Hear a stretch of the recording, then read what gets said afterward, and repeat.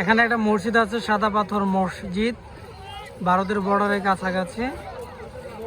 এখানে মেঘ পাহাড় পাশাপাশি, মানে পাহাড়ের মাথায় মেঘ, এখানে সেটা দেখা যায় চমৎকার।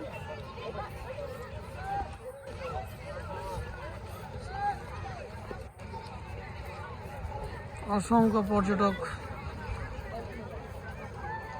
তবে রৌদ্রের সবে অতিষ্ঠ। এখানে ছাতার খুব ভালো বিজনেস হচ্ছে। আমি 3টা ছাতা কিনেছি, আমার মাথায় এই মুহূর্তে একটা আছে।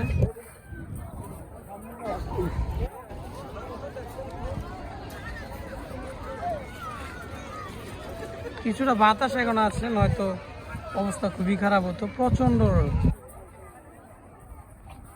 তবে পাশে কাশবন আছে, কাশবন আমরা দেখতে পাচ্ছি, কাশবন আমরা কাশবন দেখতে পাচ্ছি। আমরা ভারতের পাহাড় দেখতে পাচ্ছি, আমরা অনেক পর্যটককে দেখতে পাচ্ছি। এখানে আমরা পাথরের ছবি নিতে দেখতে পাচ্ছি, সুন্দর। সব মিলে মানুষ এখন ভ্রমণ পিয়াসু, অনেক ভ্রমণ পিপাসু মানুষ এখানে এসেছে। যারা ভ্রমণকে পছন্দ করে তারা সব জায়গাতেই দেখবে। যদিও জাফলং, বিছনাকান্দি, এই সাদা পাথর সব প্রায় একই রকম, তারপরও ভিন্ন ভিন্ন স্পট ঘুরে দেখতে হবে, ভিন্ন ভিন্ন জায়গায় যেতে হবে, কোনো কিছুই বাদ থাকবে না।